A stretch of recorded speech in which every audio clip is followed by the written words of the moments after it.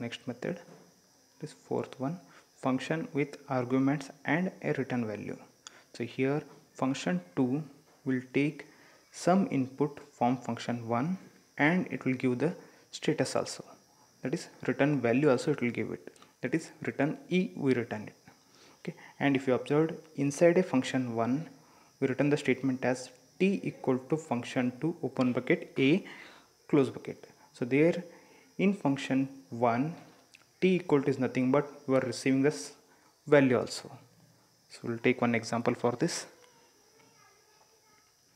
So here if you observe line number 2, int add in bracket we have int a comma int b. So here we are sending two inputs to the add function and we are getting back status also, that is data type of int. So here inside main we are calling the function that is sum equal to add open bracket a comma b. So here we are passing two arguments, that is a and b values. So that will be sent to the add function. So in function definition it will receive it. So int a and int b corresponding values will be received. So then inside a function definition we are performing the task, that is the addition task, and whatever result we are getting it, that will be sent to the main function. To send that one we are using return statement. So return sum we have written. Okay, so it will send the result back to the main function. In main we are receiving that value. So that value we have stored in sum function. So that value will be displaying using printf. Now we will go for next method, that is fifth one is the sending multiple values. So whenever we will study pointers chapters, that time in detail we will discuss this one. Okay, so let us take some other example, that is, so consider as a writing a program to read a number from a user and check that number is odd or even. We have already studied this program, okay, but now we'll try to implement this program using function. Here if you observed, we have a question of identifying odd or even number using function, but he's not specified which classification method we have to use it. So anyone can use any of the methods we discussed already. So here you can use maybe first one, second one, or fourth one. So I will try to explain by taking one or two methods here. Let us implement this program using third method, that is function with arguments but no return value. So here first we have to identify the name for a function. So here I given the name for a function as a odd even.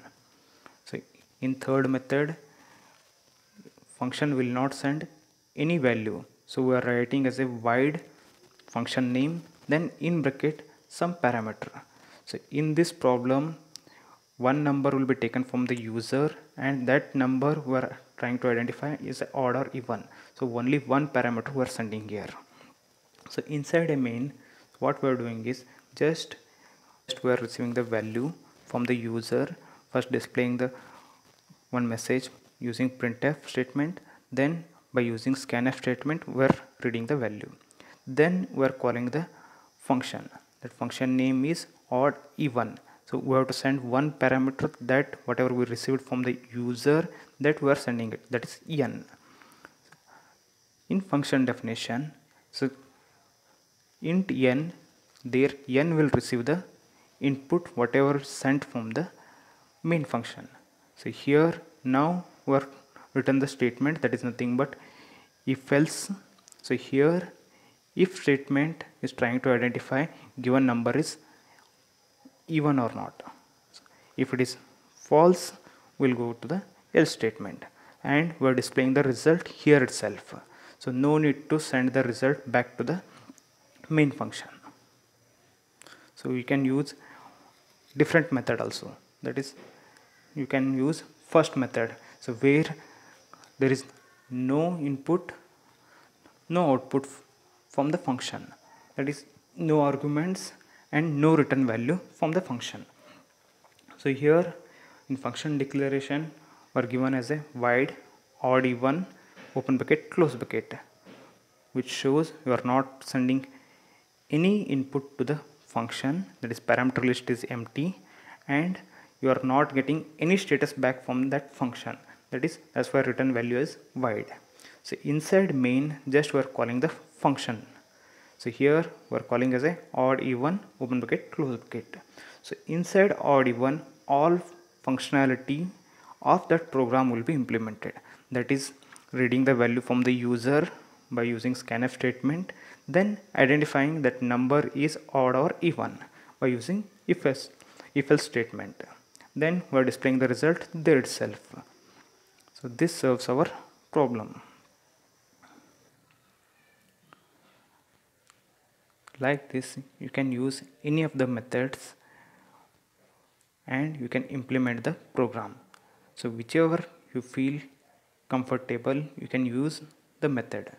So maximum times student approaches the method number 1, but it depends on situation. You have to take a call, you have to send the value, or you have to get back the status or not.